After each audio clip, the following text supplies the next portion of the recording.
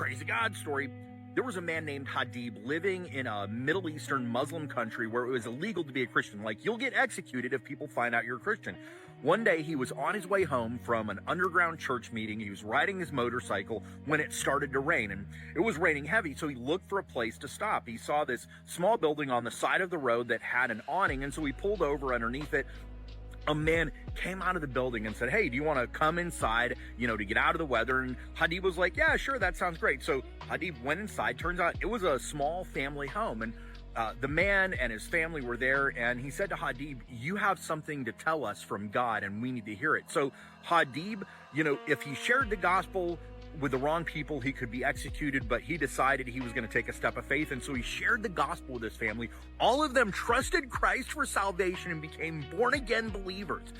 Turns out the night before, the entire family had had a vision where Jesus appeared to them and said, "A man on a motorcycle wearing a white t-shirt," which Hadib was, "is going to come to you and tell you the truth."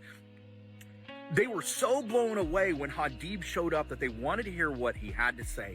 The God we read about in the Bible is still doing the things today that he did in the Bible. The stories we read about in the book of Acts are still happening today. When you step out in faith and act like you believe what the Bible says, you'll experience God the way people in the Bible did.